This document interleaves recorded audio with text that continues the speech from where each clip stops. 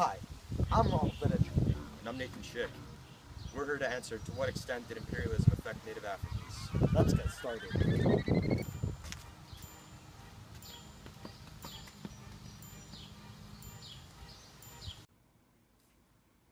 Scramble for Africa was a time period when European countries claimed African land to make colonies in Africa.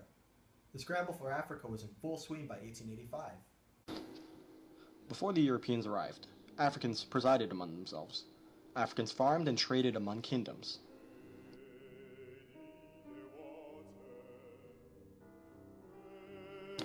Most kingdoms peacefully coexisted, but a select few were at war with each other.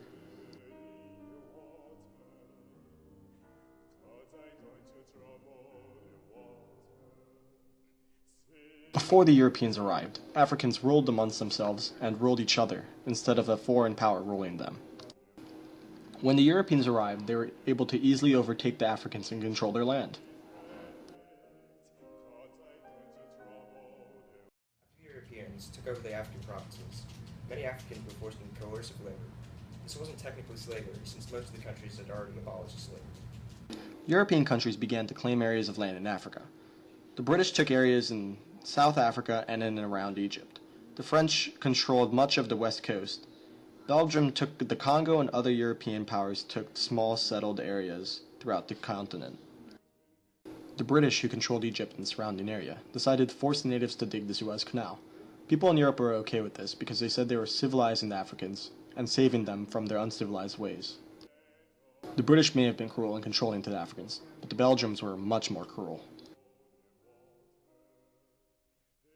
The Belgians ran rubber farms, where people would be brutally beaten if they didn't get as much rubber as was expected. It wasn't until the mid-1800s that human rights movements eventually ended the cruelty taking place there. I'm Nathan Schick. I'm Ronald. This has been our AP World Project.